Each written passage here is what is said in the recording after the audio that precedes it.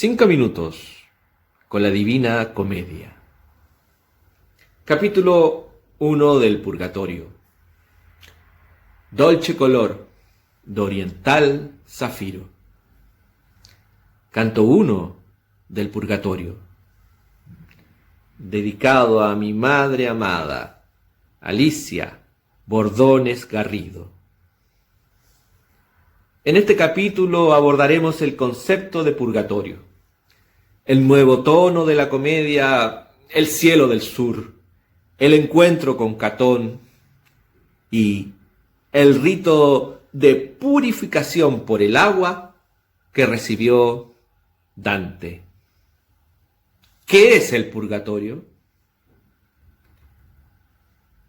El Catecismo Católico expresa respecto del purgatorio: los que mueren en la gracia y la amistad de Dios, pero imperfectamente purificados, aunque están seguros de su salvación eterna, sufren una purificación después de su muerte a fin de obtener la santidad necesaria para entrar en el gozo de Dios. Dante toma este concepto que en su época puso de relieve el Concilio de León y lo describe como una escuela iniciática, una escuela de virtud al estilo órfico pitagórico. En este capítulo, la enseñanza en la playa, precisamente al amanecer, es desde ya un escenario pitagórico, anticipo de la música que encontraremos en las secciones siguientes. El nuevo tono de la comedia. Aún es de noche cuando los poetas llegan a una isla en el sur de nuestro planeta, lugar donde se eleva la montaña del purgatorio. Allí, seguramente emocionados, los viajeros observaron nuevamente las estrellas. Recordemos que estrellas es la palabra con que se cierran las tres cánticas. Para abrir el primer canto del purgatorio, Dante dedica 4 tercetos a introducir esta nueva parte de su comedia, explicando que por correr mejores aguas procede ahora a alzar las naves de su ingenio y cantar al segundo reino, donde el espíritu se purifica y se hace digno de subir al cielo. Añade que se reaniman las sagradas musas, pues termina el ciclo de la poesía fúnebre. Así llega el momento en que Calíope, la líder de las musas, acompañe a Dante con el acento y fuerza que pusieron esas deidades en vencer a las Pierias, quienes sin éxito esperan el perdón. Agreguemos que en la mitología griega, las 9 musas eran deidades femeninas, hijas de Zeus, inspiradoras de la música y en general de las artes, y que las Pierias o Pierides eran las hijas de Piero, rey de Macedonia, que desafiaron a las musas a una competencia de canto y que, vencidas, fueron transformadas en urracas. El cielo del sur. Los siguientes 5 tercetos constituyen una joya de la literatura universal. Ellos dicen: dulce color de oriental zafiro, que se expandía en el sereno aspecto del aire, puro hasta la primera esfera. Reapareció a mi vista deleitoso, en cuanto que salí del aire muerto, que vista y pecho contristado había. El astro bello que al amor invita hacía sonreír todo el oriente, y los peces velados lo escoltaban. Me volví a la derecha atentamente y vi en el otro polo 4 estrellas que sólo vieron las primeras gentes. Parecía que el cielo se gozara con sus luces. Oh viudo septentrión, ya que de su visión estás privado. Borges dedicó un ensayo al 13º verso de este canto, titulado Purgatorio 1:13. Dolce color de oriental zafiro es una metáfora maravillosa de la primera aurora, el retorno de la belleza y la bondad, la presencia de lo sagrado, el árbol de la vida, el zafiro, el sefirot, la luz.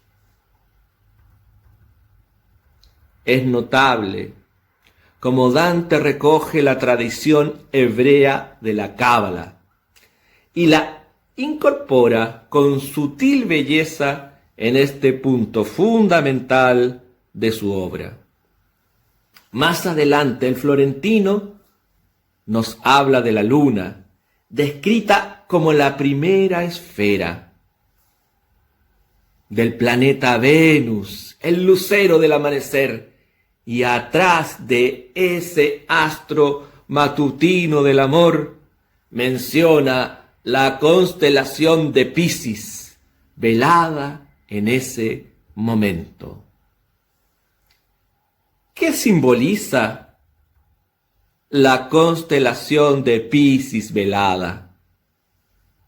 Intuyo que alude a que los misterios del cristianismo aún no se esclarecen al pie del monte Purgatorio. Ello porque los peces constituyeron la identificación original de los cristianos. Significa, además, que en el purgatorio se tratará de las virtudes y los vicios desde una perspectiva preeminentemente racional y filosófica, lo que es coherente con la presencia del estoico Catón en la frontera de aquella isla. La Cruz del Sur.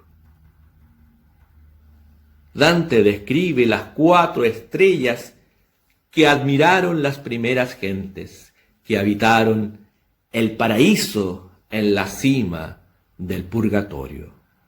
Estas 4 estrellas generalmente se asocian a las 4 virtudes cardinales, a saber, prudencia, justicia, fortaleza y templanza, cuya enunciación original se atribuye a Platón.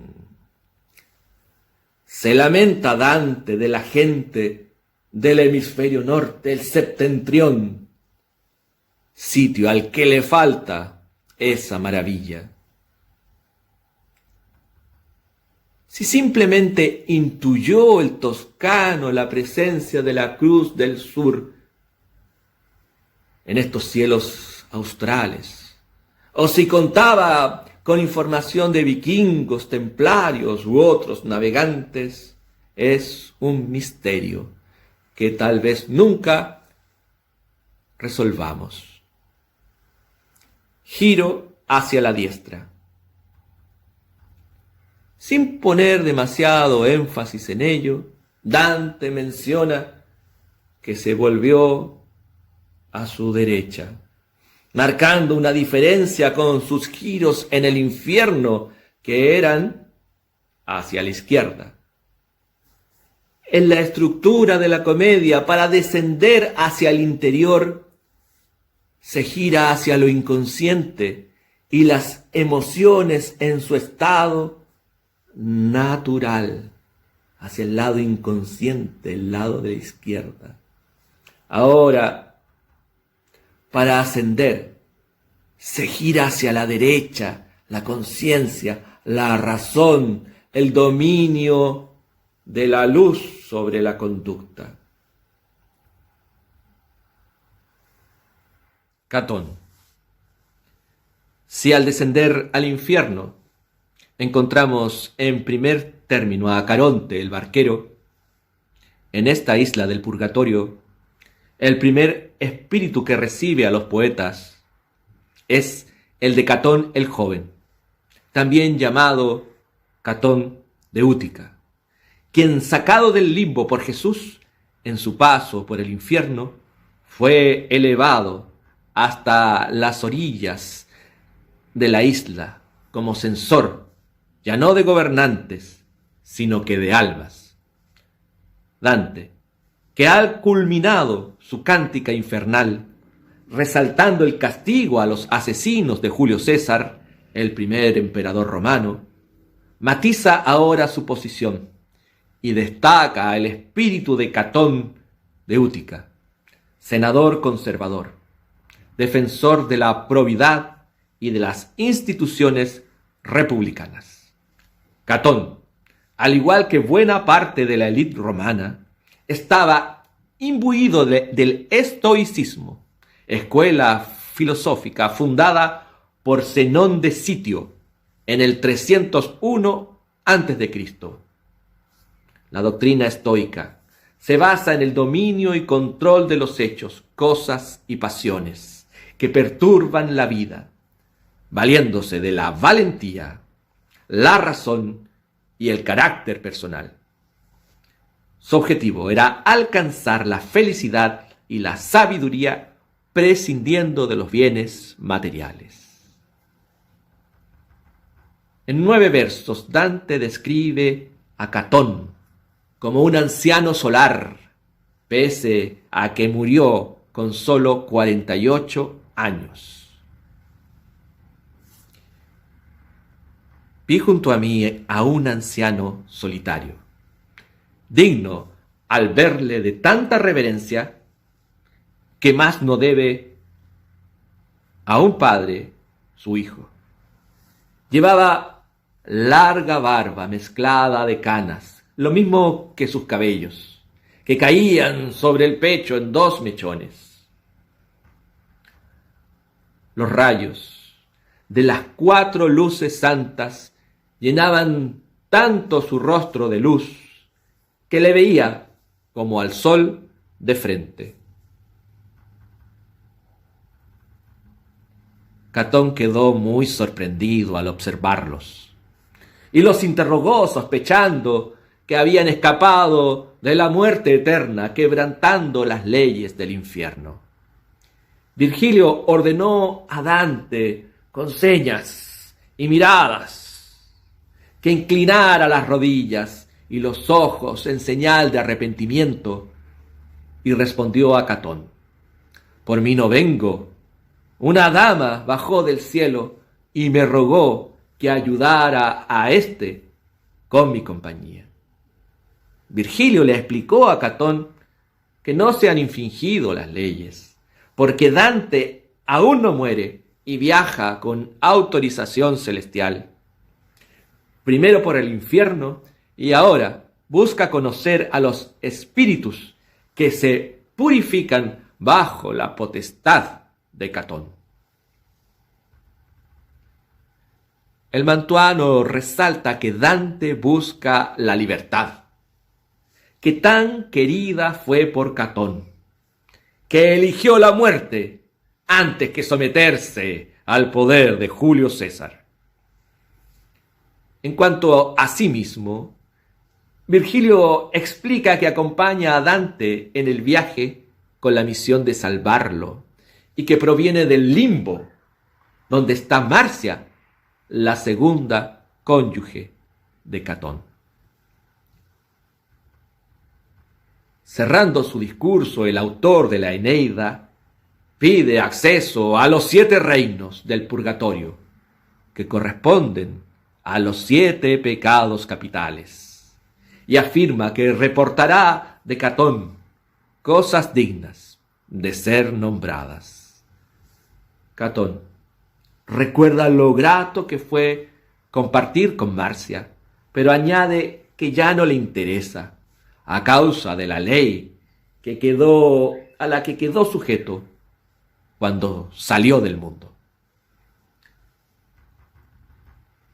El noble estoico, pese a su celo en defender la frontera, admitió como pleno salvoconducto el impulso de aquella mujer celestial, de modo que pedir en nombre de ella basta para abrir el paso. Catón, aliado a Pompeyo, resistió a Julio César desde Grecia y luego desde África. Su papel en la parte final de la guerra civil se limitó a la tarea secundaria de defender la ciudad de Útica, pero tuvo rápidamente noticias de la derrota definitiva de su bando en la batalla de Tapso.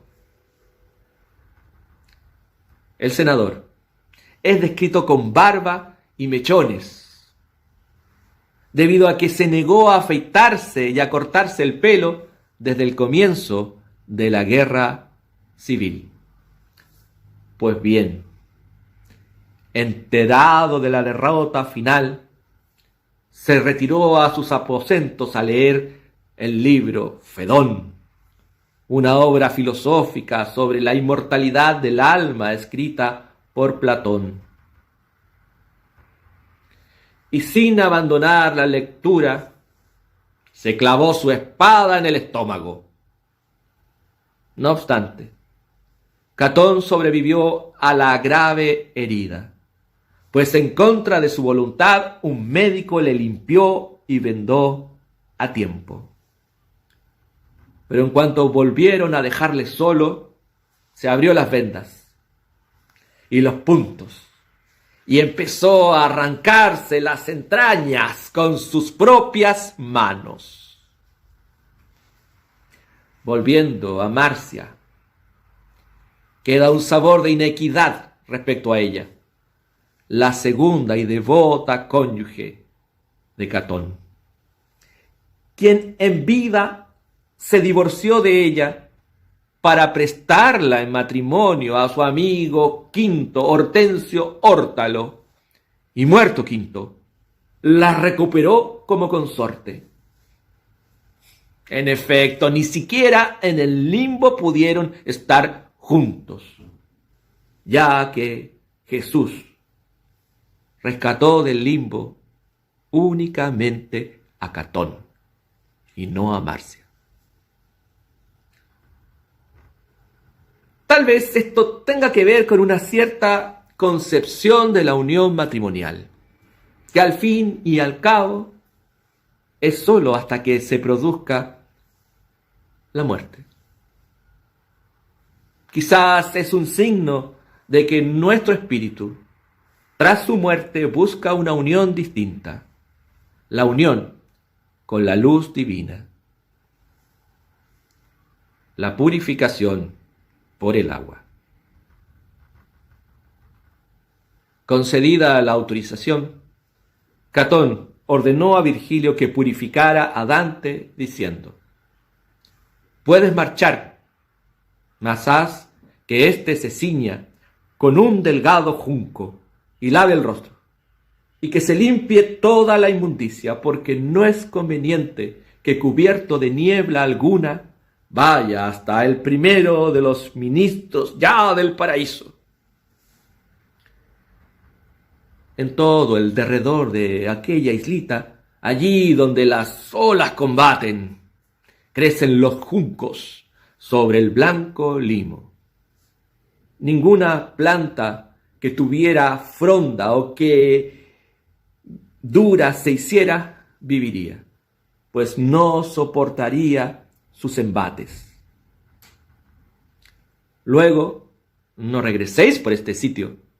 El sol os mostrará que surge ahora del monte la subida más sencilla.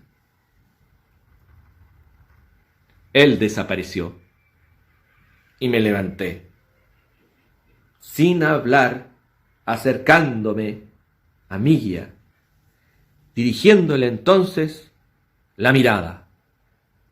Él comenzó: sigue mis pasos, hijo. Volvamos hacia atrás, que esta llanura va declinando hasta su último margen. Vencía el alba ya a la madrugada, que escapaba delante, y a lo lejos divisé el tremolar de la marina. Por la llanura sola caminábamos como quien vuelve a la perdida senda, y hasta encontrarla piensa que anda en vano. Cuando llegamos ya donde el rocío resiste al sol, por estar en un sitio donde a la sombra poco se evapora, ambas manos, abiertas en la hierba, suavemente puso mi maestro, y yo, que me di cuenta de su arte, volví hacia él mi rostro enlagrimado. Y aquí me descubrió completamente el color que me escondió el infierno. Llegamos luego a la desierta playa,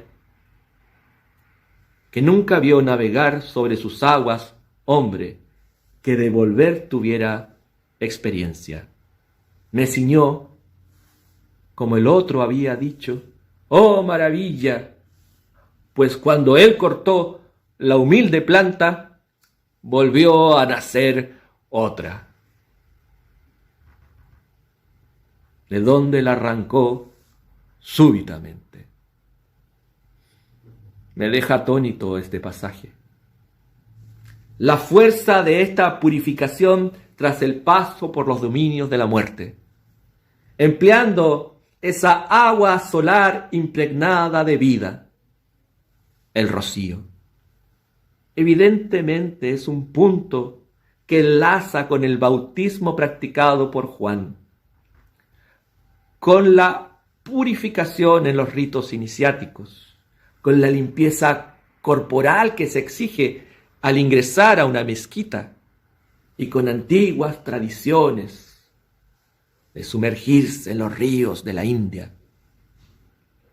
El empleo del junco, que reemplaza al bordón del que se desprendió Dante en el infierno, lo entiendo como un signo de humildad y de flexibilidad para recibir las enseñanzas que aguardan al iniciado.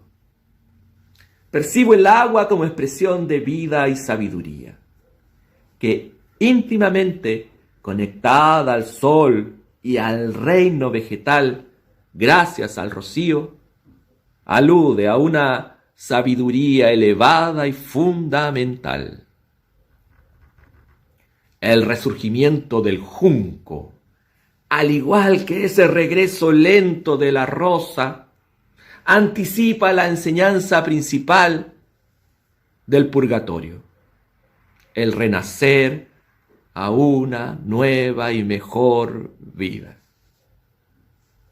Antes de despedirnos, destaquemos que en forma previa a la finalización del canto hay un tácito reconocimiento a Ulises, que en el imaginario de Dante intentó llegar hasta ese confín austral y fue absorbido por el mar.